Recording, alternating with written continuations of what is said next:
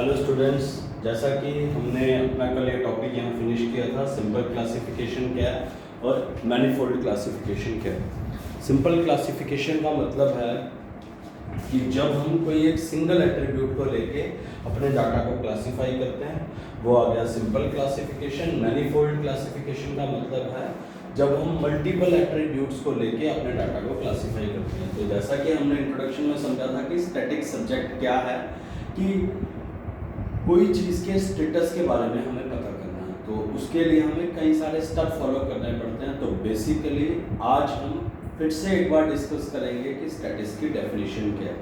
Statics एक ऐसा subject है जो हमें क्या चीज़ सिखाता है, हमें डिफरेंट टोन्स में काम करना सिखाता है, डिफरेंट स्टेप्स में। सबसे पहला स्टेप है कि आप कहीं से किसी चीज़ के बारे में इंफॉर्मेशन इकट्ठी कीजिए।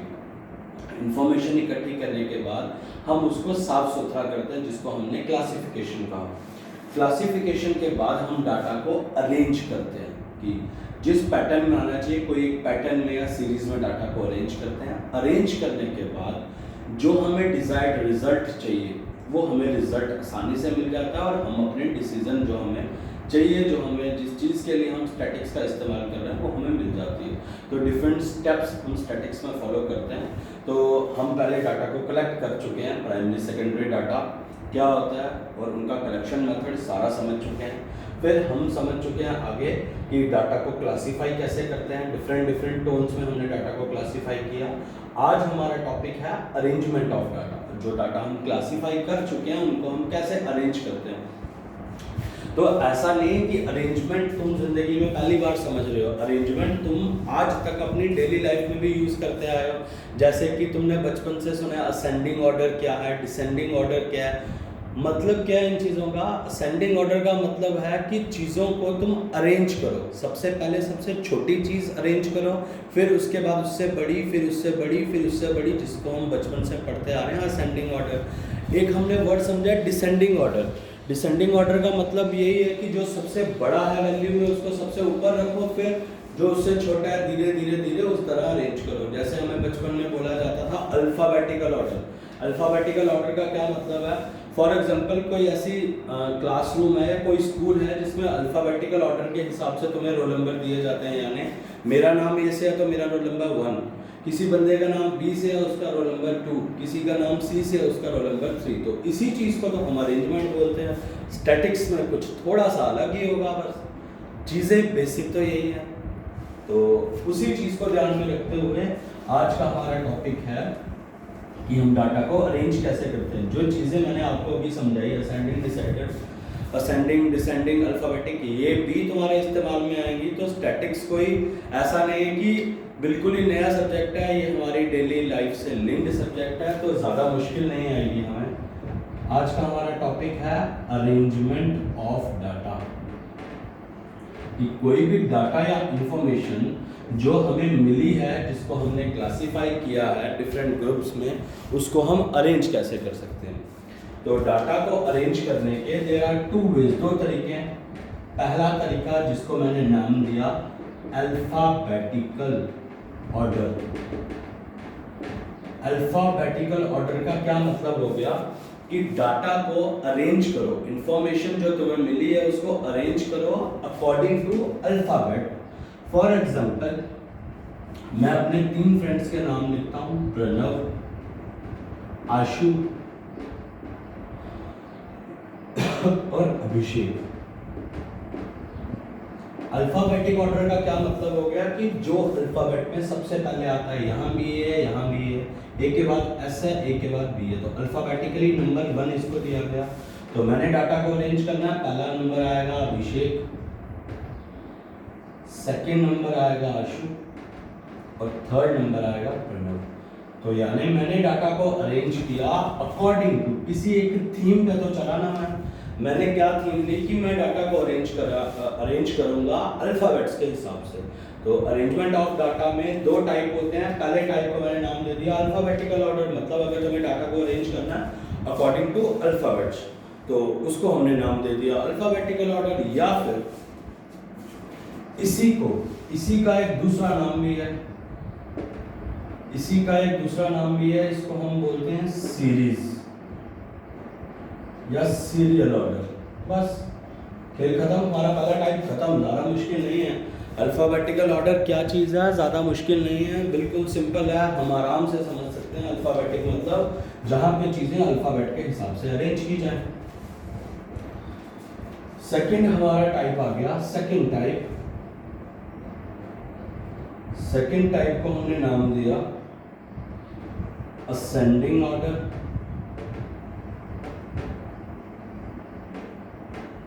Descending order.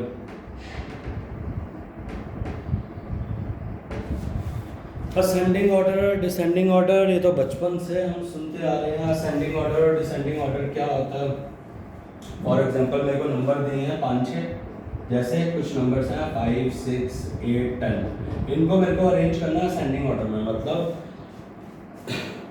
और भी नंबर्स दिए हैं 20, 25, ये सारे नंबर्स दिए, इनको अरेंज करना है असेंडिंग ऑर्डर में। असेंडिंग मतलब जो सबसे छोटा वो सबसे ऊपर, फिर उससे बड़ा, फिर उससे बड़ा, फिर उससे बड़ा, फिर उससे बड़ा, फिर उससे बड़ा। तो ये ऑर्डर हो गया असेंडिंग। डिसेंडिंग मतलब सबसे बड़ा सबसे ऊपर, फिर उससे छोटा, फिर उससे छोटा, फिर उससे छोटा, फिर उससे छोटा और एंड में सबसे छोटा।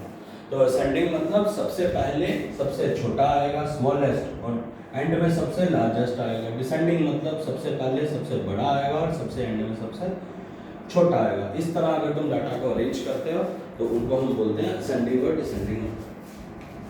ओके, तो ज़्यादा मुश्किल नहीं लग रहा मेरे को भी, बिल्कुल सिंपल है, हम आराम से चीज़ों को सेटल कर सकते हैं, तो ज़्यादा टेंशन नहीं लेने का।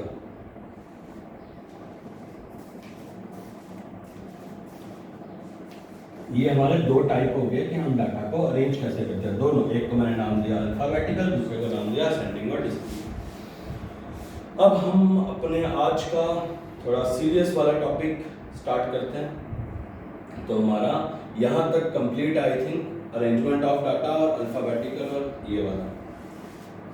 आज का जो हमारा थीम है वो हमें क्या करना है कि डाटा को किस टाइप की, ये जो हम स्टैटिक्स में करते हैं स्टैटिस्टिकल सीरीज, डाटा को तुम अरेंज तो कर रहे हो पर सीरीज के हिसाब से। स्टैटिक्स में कई सारी सीरीज है, बिल्कुल सिंपल है, समझने में कोई मुश्किल नहीं है।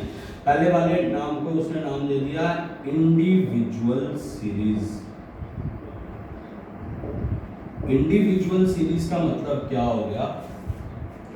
इंडिविजुअल सीरीज का क्या मतलब हो गया, मैं पहले नाम डेफिनेशन लिख देता हूं। ईच आइटम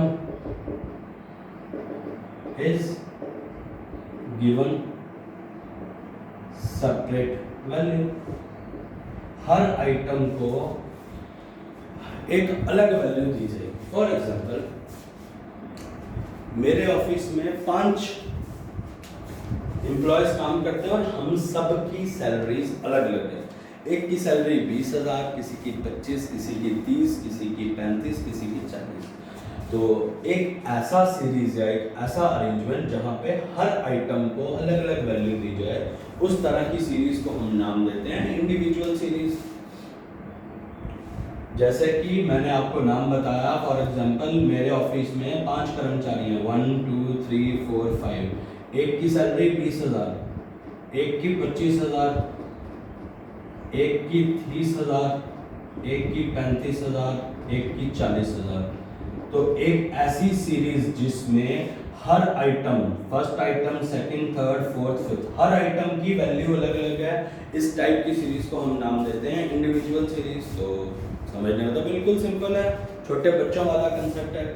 इंडिविजुअल सीरीज मतलब जहां पे हर चीज को एक अलग वैल्यू दी जाएगी, उस तरह की चीज को हम बोलते हैं इंडिविजुअल सीरीज। तो आई होप आप बात को आराम से समझ पा रहे हैं। तो स्टैटिस्टिकल अगर सीरीज के हिसाब से हमें चलना पड़े तो पहली टाइप को मैंने नाम दिया इंडिविजुअल सीरीज। इंडिविजुअल सीरीज हमें समझ आ गई अगर हर आइटम को एक अलग नंबर से डिनोट किया।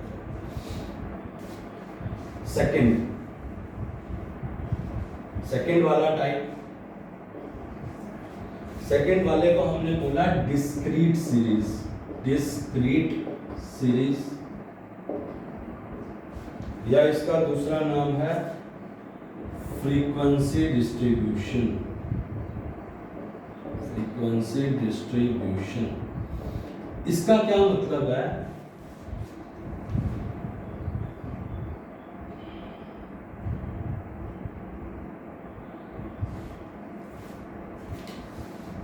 इसका क्या मतलब हो गया इस चीज का? मैं डेफिनेशन लिख देता हूँ, फिर समझा देता हूँ। पहला वाला तो हमें समझ आ गया ना, इंडिविजुअल मतलब जहाँ पे हर चीज को अलग अलग वैल्यू दी जाए। फ्रीक्वेंसी डिस्ट्रीब्यूशन का क्या मतलब है? ईच इंडिविजुअल वैल्यू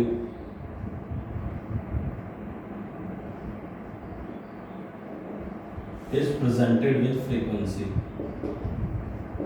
बिल्कुल सिंपल है, कोई टेंशन नहीं। देखो क्या मतलब है इस चीज का। वहां पे इंडिविजुअल सीरीज में क्या मतलब था कि हर चीज को एक अलग वैल्यू दी गई थी, हर चीज के लिए एक सिंगल वैल्यू है।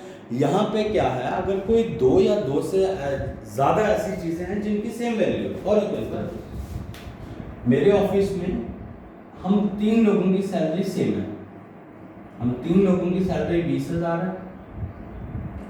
फिर 2 एम्प्लॉयज हैं, वो ऑफिस में एज हमें पानी पिलाने का काम करते हैं या हमारे ऑफिस का स्टेशनरी मेंटेन काम करते हैं, उनकी सैलरी है 10,000। पिछले वाले में क्या था, हर एक बंदे को एक अलग वैल्यू दी गई थी। इसमें क्या है, 3 लोगों की सैलरी एक जैसी, फिर 2 लोगों की सैलरी एक जैसी। मतलब जहां पे कई सारे लोगों को एक कॉमन वैल्यू डिस्क्राइब करती है, उस चीज को हम बोलते हैं डिस्क्रीट सीरीज या फ्रीक्वेंसी डिस्ट्रीब्यूशन। तो जैसे कि मैं टेबल बना रहा हूँ, मैं कह रहा हूँ, लिख रहा हूँ यहाँ सैलरी 20,000 सैलरी लेने वाले कितने लोग हैं? 3। 10,000 सैलरी लेने वाले कितने लोग हैं? 2। या 50,000 सैलरी लेने वाले मेरे ऑफिस में कितने बंदे हैं? 5। इस तरह के डाटा को हम बोलते हैं फ्रीक्वेंसी डिस्ट्रीब्यूशन। यहाँ पे मतलब हर बंदे को एक सिंगल वैल्यू से डिस्क्राइब नहीं किया जा रहा, सिर्फ ग्रुप में डिस्क्राइब किया जा रहा है कि 20,000 लेने वाले कितने बंदे हैं? 3। 10,000 लेने वाले कितने बंदे हैं? 2। या 50,000 लेने वाले कितने बंदे हैं? 3। और एक हमारा छोटा सा लास्ट वाला इसका टाइप बचता है जिसको हम बोलते हैं कंटिन्यूअस सीरीज, वो भी हम अभी कर लेंगे, ज़्यादा मुश्किल नहीं है। लास्ट वाला हमारा इसका टाइप बचता है जिसको मैं बोलता हूँ continuous series.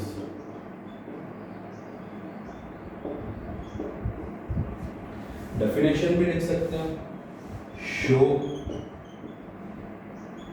Range of items of different values. मतलब देखो इंडिविजुअल सीरीज हमें समझ आई जहां पे हर बंदे की एक अलग वैल्यू है। फिर हमें दूसरी वाली समझी डिस्क्रीट, मतलब जहां पे कई सारे लोगों की एक कॉमन वैल्यू हो सकती है कि हाँ मेरी सैलरी भी 20,000, मेरे ऑफिस में जो मेरा कलीग है फॉर एग्जांपल ये जैसे नाम ले लो मुनीश, इसकी भी 20,000, जैसे नाम ले लो प्रणव, इसकी भी 20,000। तो इस तरह के डाटा को मैंने नाम दिया डिस्क्रीट। कंटिन्यूअस सीरीज का क्या मतलब है? कंटिन्यूअस सीरीज का मतलब है कि मैं मार्क्स की बात करता हूँ। फॉर एग्जांपल मार्क्स की बात करता हूँ, पिछली बार मैं डायरेक्ट सैलरी की बात कर रहा था, चलो इस बार भी सैलरी की बात करते हैं, मार्क्स छोड़ो। जैसे सैलरी की बात कर रहे हैं, वहां पे क्या बोला था मैंने जो इससे पूछा था कि 20,000 लेने वाले कितने बंदे हैं? 5 बंदे या 3 बंदे। इस बार बोल रहा हूँ 0 से 20,000 लेने वाले कितने बंदे? मतलब जिसकी तनख्वाह 5,000 है वो भी इसी के अंदर आएगा, जिसकी 10 है वो भी इसके अंदर, जिसकी 15, जिसकी 20। मतलब 0 से 20,000 तक इतनी बड़ी रेंज के अंदर कितने बंदे आते हैं? मान लिया 10। फिर 20,000 से 40,000 तक तनख्वाह लेने वाले कितने बंदे हैं? 5। मतलब 20,000, 21,000 से लेके 40,000 तक जो सैलरी लेते हैं वो सारे इस ग्रुप का पार्ट है। इसलिए इसको कंटिन्यूअस सीरीज बोला गया है कि कई सारे लोग इस पूरी एक ब्रैकेट के अंदर इंक्लूडेड है। और जैसे 50,000 से ऊपर वाले, 50,000 से ऊपर वाले कितने लोग हैं? 50 लोग हैं। तो इस तरह की सीरीज को मैंने नाम दे दिया कंटिन्यूअस सीरीज। तो यहाँ तक हमारा ये चैप्टर खत्म होता है, क्लासिफिकेशन एंड अरेंजमेंट। अब कल हम करेंगे जो हमारा नया चैप्टर है, या आज शाम को ही करेंगे। टॉपिक का नाम है तुम्हारे टेबुलेशन ऑफ डाटा, कि डाटा को तुम्हें टेबल में कैसे रिप्रेजेंट करना है। इस चीज़ को हम समझेंगे आज की शाम की क्लास में मोस्ट प्रॉब्ली। तो that's all for today, thank you.